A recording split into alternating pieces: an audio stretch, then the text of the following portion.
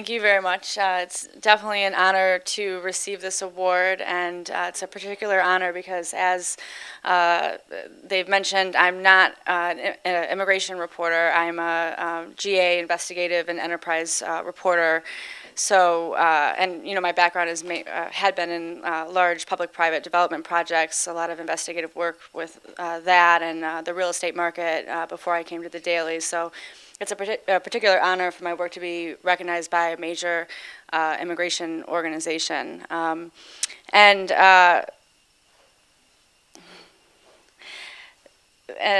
also, of course, I want to say thank you to my sources.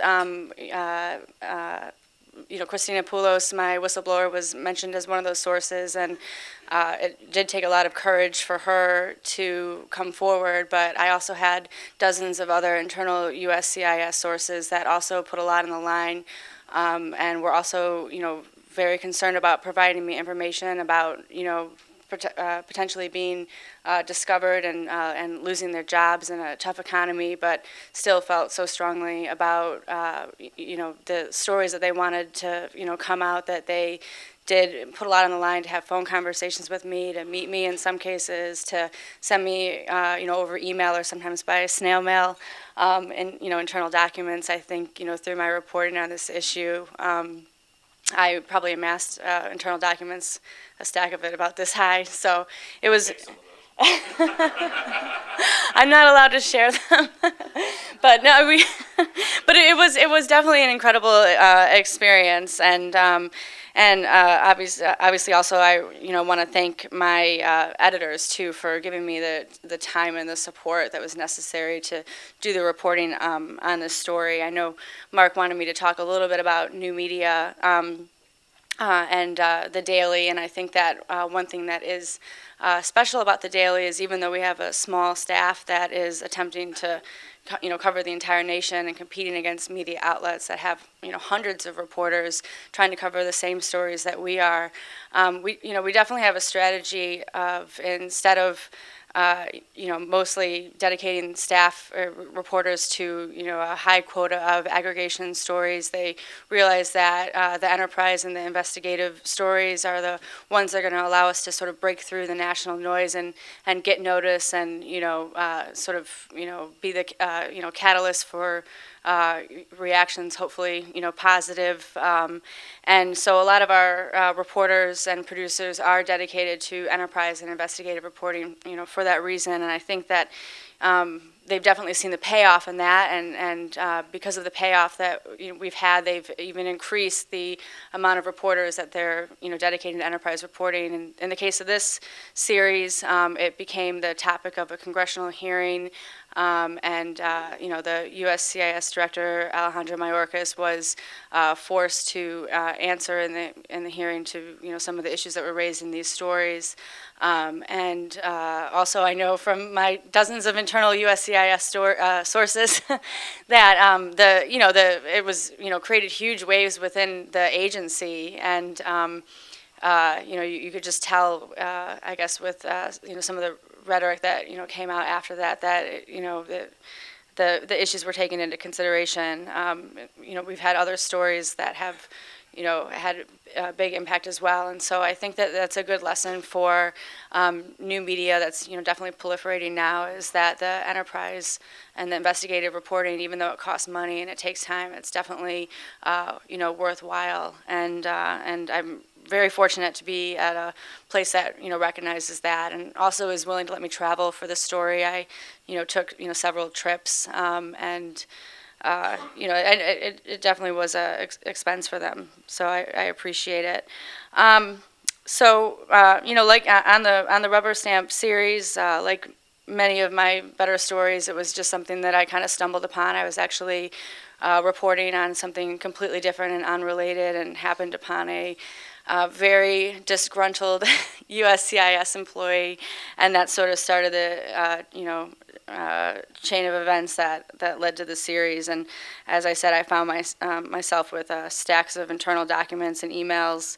Definitely my background and has given me a patience with looking through highly technical and dry documents, and helped in this case.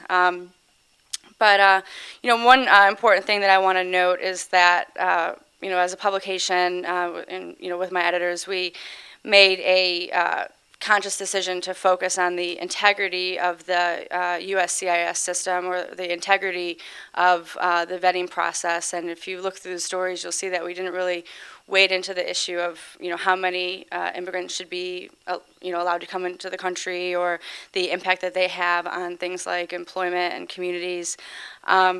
So we really wanted to focus on the integrity of the process. But I did find that when I raised these issues, I think with this story I got maybe more response in my email box and by phone than I've gotten on any other series of stories that I've done.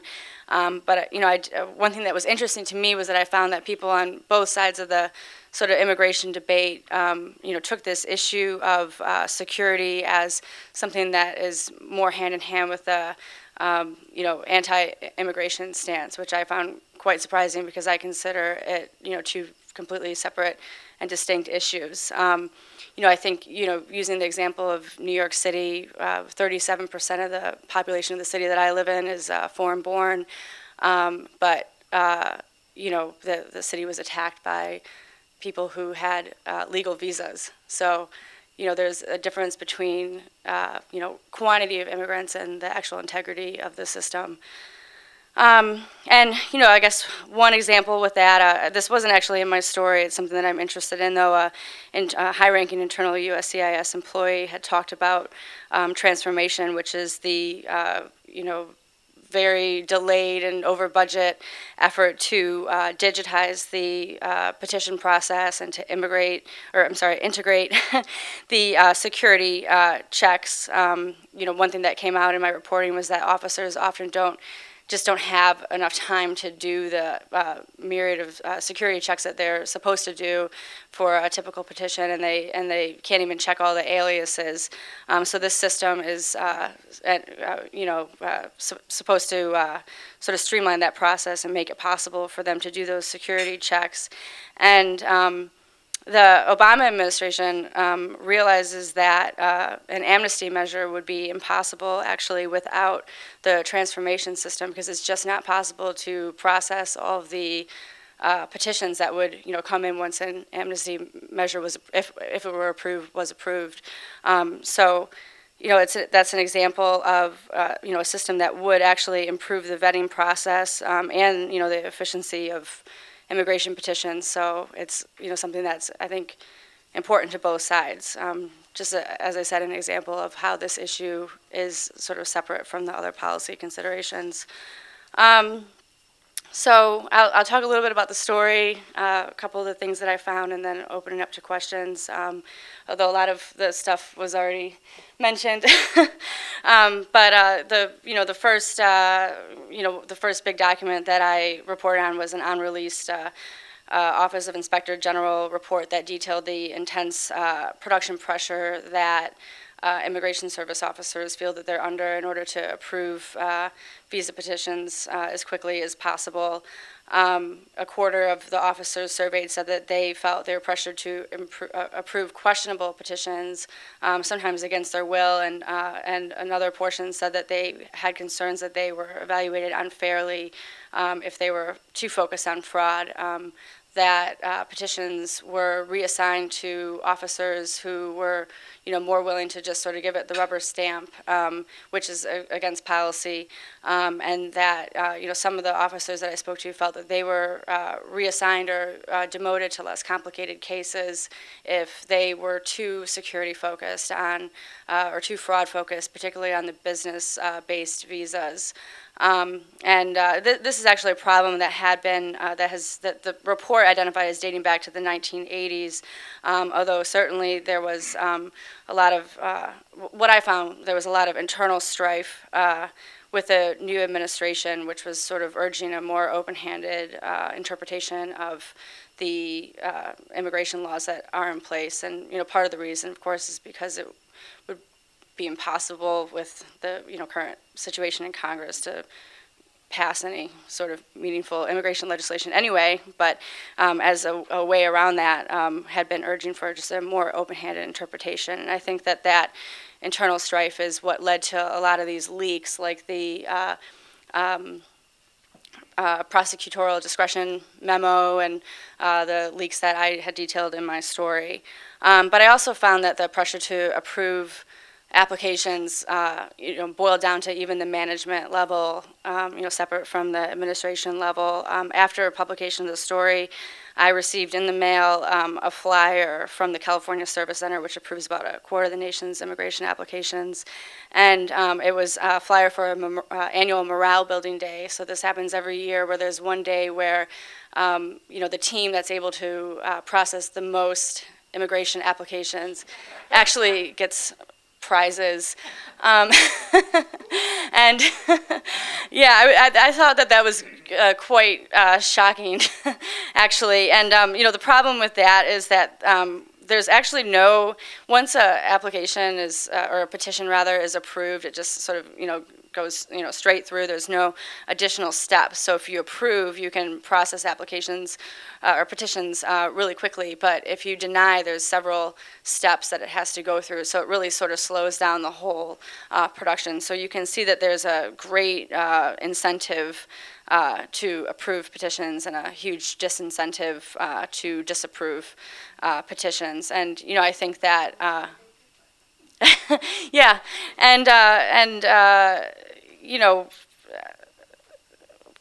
with this administration, another complaint that I heard from some USCIS employees was, I know that Mayorkas has made it an initiative to have more open lines of communication with immigration attorneys. And their reason for that is that if they're not able to raise a concern about a denial that might be based on an error, for example, then the petition then has to go to the appeals process, which takes about 2 years. But on the other side, what the OIG report had found was that there was a number of instances, and also some internal emails that were forwarded to me showed a number of instances where attorneys called USCIS, management or administration officials directly to complain about a denial, and then, that was sort of trickled down to the service center and the officer level to try and, pressure them to push that through. So, also on that end, I know that, under this administration, fairly recently, production was removed as a evaluation criteria, but then it was very quietly, put back on as one of the evaluation criteria for immigration service officers. So there, does still exist this pressure to approve petitions. And then another story that I did focused on fraud assessment studies that were conducted by the fraud division in USCIS, and these assessment studies that were never released found evidence of widespread fraud in petitions for intercompany transfers, which are L1 visas, marriage visas, Yemeni family-based visas, and political asylum. And again, these reports were never released. Actually, there was no intention of releasing these reports. The new administration decided that they weren't really, of value, which I'll get to in a second. But so the Yemeni,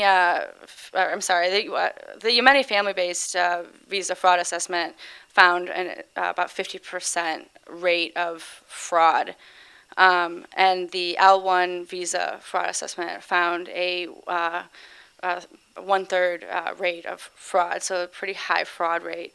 The reason why releasing them is important is because when the H-1B visa and the religious worker visa reports, fraud assessment reports were released, that was a catalyst for change in this petition process. So there's a routine practice of doing site visits for companies or religious organizations that are applying for such visas. But this is an example I discussed with you. Is kind of interesting is that they then contracted out these site visits. So the contractor will go to, a religious worker visa, site or H-1B visa site, and if they aren't able to, or if they need to do more than one visit, which is often the case if you read these fraud assessment reports, sometimes they go and like the visa holder isn't there or the manager isn't there, they have to go somewhere else, and that might just be 15 minutes away, but because it's an outside contractor instead of a internal staffer, they actually can't do a second visit. They have to go back to the office and like put in a request to do a second visit, and then they'll either and the office could be like 2 hours away, especially if you're in places like Iowa or something like that, or 4 hours away. So at that point, as an investigative reporter, I know that at that point, your target has already been, tipped off, and you've basically just kind of blown your